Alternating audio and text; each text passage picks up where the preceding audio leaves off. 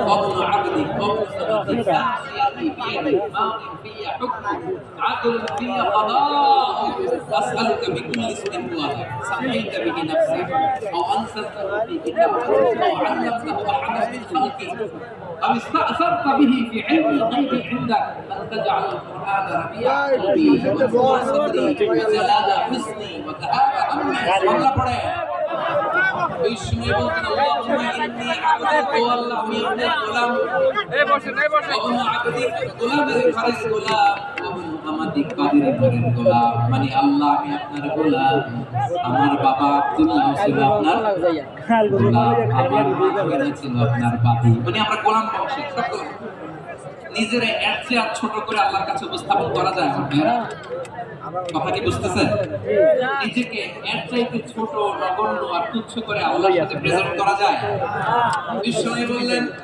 ও আল্লাহ আমি আপনার গোলাম গোলামের ঘরের গোলাম দাসীর ঘরের গোলাম নাসিয়াতি বিয়াদিক আমার মাথার চুলের ছুটি আপনার হাতের মুঠোয় আপনি ডানে টান দিলে আমি ডানে যেতে বাধ্য আপনি পায়ে টান দিলে পায়ে যেতে বাধ্য সুবহানাল্লাহ বলেন পিছনে দুই একজন ভাই দাঁড়ালেন কেন হ্যাঁ বসুন জায়গা চেঞ্জ করতে সেই দুপুর থেকে বসে আছে আমি জানি মাশাআল্লাহ কেউ কেউ পেরেছে কেউ মাশাআল্লাহ পড়েন সুবহানাল্লাহ আলহামদুলিল্লাহ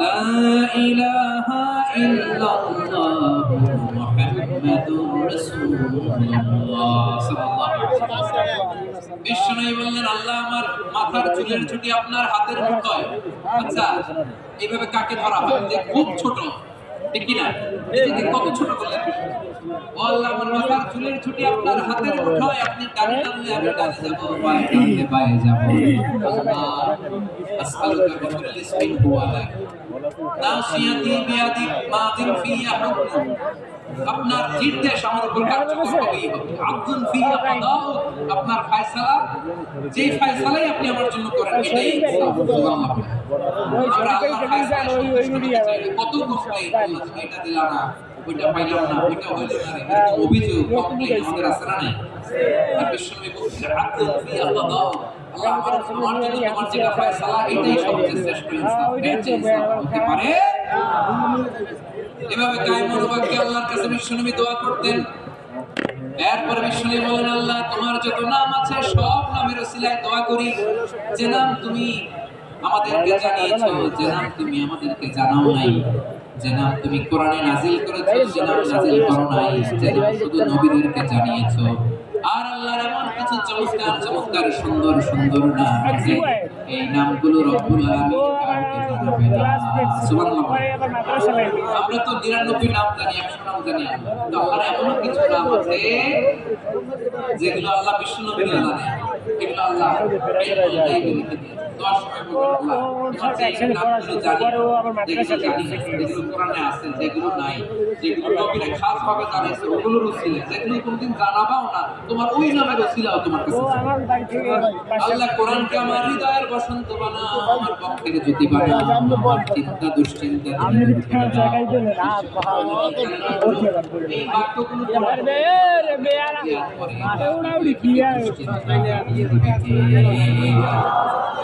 করবেন এই দোয়াগুলো করবেন আচ্ছা সব শেষে বলি ঋণের বোঝায় যারা জর্জরিত বিশেষ চমৎকার একটা দোয়া ঋণের বোঝায় জর্জরিত আছে না নাই এদিকে কেউ আছে থাকলে এই দোয়াটা করবেন এক সাহাবীর নাম আবু উমামা নামাজের ওয়াক্ত ছাড়া মসজিদে যায় বসে বিশ্বনবী বলেন তিনি আবু উমামা নামাজের তো ওয়াক্ত হয় না মসজিদে কি সাহাবী বলে হুমুমুন লাজিমাতনি ওয়া দুয়ুন নবী গো ঋণের বোঝায় এমন টেনশনে আছি পরে থাকতে পারলাম মসজিদে চলে আসছি বিশ্বনবী আমি কি তোমার এমন একটা দোয়া শেখাবো যেটা বললে আল্লাহ তাআলা তোমাকে হালকা করে দিবে আবু উমামা বললেন ইয়া রাসূলুল্লাহ অবশ্যই শেখাবো বিশ্বনবী বললেন তাহলে তুমি পড়বা আল্লাহুম্মা ইন্নী আউযু বিকা মিনাল হামদি ওয়াল হাসান ওয়া আউযু বিকা মিনাল জুবনি ওয়াল বুখল ওয়া আউযু বিকা মিন গালাবাতিল খাইলি ওয়া কাহরির রিজাল ও আল্লাহ তোমার কাছ থেকে দুশ্চিন্তা থেকে পানাহ চাই কৃপণতা ভীরুতা অলসতা কার্পণ্যতা এই সব কিছু থেকে মানুষের কঠোরতা, আমার উপর মানুষের আধিপত্য, ঋণের বোঝা থেকে বাঁচাতে এই দোয়াটা বিষ্ণু শিখাই দিলেন আবু মামা বারবার এই দোয়া اللهم اني اعوذ بك من الهم والحزن واعوذ بك من العجز والكسل واعوذ بك من الجبن والبخل واعوذ بك من غلبة الدين وقهر الرجال আবু মামা বলে এই দোয়া আমি পড়তে লাগলাম কিছুদিন পরে দেখা গেল বিষ্ণুনবীর শেখানো এই দোয়ার বদৌলতে আল্লাহ তাআলা আমার সব ঋণ পরিশোধের ব্যবস্থা করে দিয়েছেন। করবেন আমার প্রিয় পটুয়াখালীর ভাইরা, বিষ্ণুনবীর জামাতা সাইয়েদনা আলী রাদিয়াল্লাহু তাআলা এর কাছে এক লোক এসে বলে, হে আলী, ঋণের বোঝা আমি আমার কিছু অর্থ দিয়ে সাহায্য। সাইয়েদনা আলী রাদিয়াল্লাহু তাআলা আমি কি তোমার এমন একটা দোয়া শেখাবো যেটা বিষ্ণুনবী আমাদের শিখিয়েছেন, এই দোয়া যদি তুমি পড়ো, লাউ কানা আলাইকা মিসলু জাবালিন কাবীরিন দাইনান আল্লাহু আনকা, পাহাড় পরিমাণে যদি ঋণের বোঝা হয় আল্লাহ এটা পরিশোধের ব্যবস্থা করে দেবেন। ছোট্ট একটা দোয়া বিষ্ণুনবী শিখালেন, বললেন তুমি পড়বা আল্লাহুম্মা কফিনি বিহালালিকা আন হারামিকা ওয়া আগনিনি বিফাদলিকা আম্মান সিওয়া। বুঝতে আছে? হ্যাঁ আছে। আল্লাহুম্মা কফিনি বিহালালিকা আন হারামিকা, আল্লাহ তোমার হালাল দিয়ে আমাকে পরিতুষ্ট করো, হারাম থেকে বাঁচিয়ে রাখো, আর তোমার অনুগ্রহে মানুষের মুখাপেক্ষী যেন আমি না হই, আমি যেন সবসময় তোমার মুখাপেক্ষী হই, ওই তৌফিক দিও। সুবহানাল্লাহ। এই দোয়া বেশি বেশি বললে ঋণের বোঝা হালকা করে দেবে কে? তাহলে প্রিয় ভাইরা, বিপদে পড়লে প্রথমে কি করবেন? পটুয়াখালী ভুলে গেছে, বিপদে পড়লে প্রথমে কি বলে নিজেকে আল্লাহর কাছে সঁপে দিতে হয়। চরম বিপদে দেয়ালে পিঠ থেকে গেছে তখন এরপরে লা ইলাহা ইল্লাল্লাহুল আযীমুল হালিম। আকস্মিক বিপদ, হঠাৎ যেন কোনো বিপদ আমাকে পেয়ে না বসে, এটার জন্য বিসমিল্লাহিল্লাযী লা ইয়াদুররু মা ইসমিহি শাইউন ফিল আরদি ওয়ালা ফিস সামাই ওয়া হুয়াস সামিউল আলীম। সকালে 3 বার, রাতে 3 বার। আর মারাত্মক tension, hyper tension, anxiety, depression থেকে বাঁচার জন্য দুই দোয়া, ইয়া হাইয়্যু ইয়া কাইয়্যুম, ইয়া হাইয়্যু ইয়া কাইয়্যুম, মনে থাকবে? আর আল্লাহুম্মা ইন্নী আবদুকা, এই দোয়া। ঋণ থেকে বাঁচার জন্য দুই দোয়া, আল্লাহুম্মা ইন্নী আউযু বিকা মিনাল হাম্মি ওয়াল হাযান, এটা। আর আল্লাহুম্মা কফিনি বিহালালিকা আন হারামিকা ওয়া আগনিনি বিফাদলিকা আম্মান সিওয়াক। আর সব সময় পড়ার জন্য একটা আমল দিয়ে যায়, উঠতে বসতে, অফিসে যাচ্ছেন, অফিস থেকে ফিরতেছেন, বসে আছেন, শুয়ে আছেন, ছোট্ট এক শব্দে আমরা যদি বেশি বেশি পড়ি আস্তাগফিরুল্লাহ, আস্তাগফিরুল্লাহ, আমার সাথে পড়ুন আস্তাগফিরুল্লাহ, আবার আস্তাগফিরুল্লাহ। আল্লাহ রাসূল সাল্লাল্লাহু আলাইহি ওয়াসাল্লাম বলেন, মান লাযিমাল ইস্তিগফার, যে সব সময় ইস্তিগফারের সাথে লেগে থাকে, দাআল্লাহু লাহু মিন কুল্লি দিকিন মাখরাজা, আল্লাহ তাআলা তাকে কোনো বিপদে আটকান না, সে জীবনে আটকাবে না, যে কোনো বিপদে আল্লাহ তার রাস্তা বের করে দেবেন। Way out, you will get way out, solution. কুল্লি হাম্মিন ফারাজা, দুশ্চিন্তা মুক্ত হবে। এমন জায়গা থেকে আল্লাহ রিজিকের বন্দোবস্ত করবে যেটা সে কল্পনাও করে নাই। আওয়াজ করে মনে থাকবে আস্তাগফিরুল্লাহর কথা, সব শেষ কথা বলবো, সব শেষ। আমার প্রিয় ভাই, এটা গেল নিজের বিপদ। কিসের বিপদ? নিজে যদি অন্যের বিপদ যদি দেখেন, এটার জন্য একটা দোয়া আছে।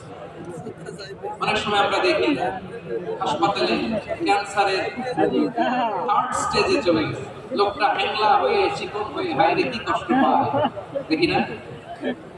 বিষ্ণু বলে, একটা দোয়া যদি কেউ অন্যের বিপদ দেখে পড়ে, ওই বিপদ তার জীবনে কখনো আসবে না। শুনবেন? শোনার আগ্রহ আছে? অনেক সময় হয় যে আমরা মহাসড়ক দিয়ে যখন চড়ি, দুর্ঘটনায় মানুষের মাথা একদিকে, দেহ আরেকদিকে, ব্লিডিং, এরকম হয় না? আল্লাহ তুমি হেফাজত করো। বিশ্বনবী বলেন, এই দুর্ঘটনা দেখে কেউ যদি এই দোয়াটা পড়ে, তার জীবনে সে কোনদিন এরকম অ্যাক্সিডেন্টের সম্মুখীন হবে না। বিশ্বনবী বলেন, অন্যের বিপদ দেখে কেউ যদি পড়ে, আলহামদুলিল্লাহিল্লাযী আফানি মিম্মা বতালাকা বিহি ওয়া ফাদ্দালানি আলা কাসীরিন মিম্মান খালাকা তাফদীলা, মানে প্রশংসা সে আল্লাহ, যে আল্লাহ তাআলা তোমাকে যেই জিনিস দিয়ে পরীক্ষা করেছে, আমাকে ওইটা থেকে বাঁচিয়ে দিয়েছে। তোমাকে আল্লাহ যে এই বিপদে ফেলেছে, আমাকে ওই বিপদ থেকে তিনি মুক্ত রেখেছে, আর তার অনেক সৃষ্টির উপর আমাকে তিনি প্রাধান্য দিয়েছে। সুবহানাল্লাহ পড়েন। যে কোনো বিপদ, কারণ ক্যান্সার দেখে যদি এই দোয়াটা আপনি বিশ্বাসের সাথে পড়েন, জীবনে কোনোদিন ক্যান্সার রোগে আক্রান্ত হবে না। দুর্ঘটনা দেখে যদি পড়েন, ওই দুর্ঘটনা আপনাকে স্পর্শ করবে না। যে কোনো কারো বিপদ দেখে যদি কোনো বিশ্বাসী বান্দা এই দোয়া পড়ে, বিশ্বনবী বলেন লাম ইউসিবহু যালিকাল বালা, ওই বিপদ তাকে আর ধরবে না। রুফিয়া মিনহু মিন যালিকাল বালা কাইনাম মা কান, সে যতদিন হায়াত পাবে কোনোদিন ওই বিপদ তাকে স্পর্শ করবে না। এই দোয়াটা পড়তে রাজি আছেন আমার প্রিয় ভাইরা? তাহলে পুরো আলোচনার সেন্ট্রাল থিম হচ্ছে আমাদের জীবনে বিপদ আসবে, কষ্ট আসবে, দুঃখ আসবে, কিন্তু বিপদে আপদে আমরা হাল ছেড়ে দিব না, হতাশ হব না। মুমিন হতাশ হয় না, নিরাশ হয় না, হাল ছেড়ে দেয় না। মুমিন ভরসা রাখে একজনের উপর, আওয়াজ করে বলে যিনি কে? বিপদে পড়লে আমাদেরকে উদ্ধার করে কে? আবার আমাদেরকে যদি কোনো নিয়ামত আল্লাহ দিতে চান, ওইটা কেড়ে নেওয়ার ক্ষমতা কারো আছে? তাহলে আমরা কানেক্টিভিটি বাড়াবো কার সাথে? আমাদের প্রার্থনার ফরিয়াদের হাত তুলবো কার কাছে? রাজি আছেন পটুয়াখালীর ভাইয়েরা? মনে থাকবে কথাগুলো? আল্লাহ তাআলা আমাদের সবাইকে কথাগুলো বোঝার ও আমল করার তৌফিক দান করুন। আমি আপনাদের আতিথেয়তা, আপনাদের ভালোবাসায় মুগ্ধ হয়েছি।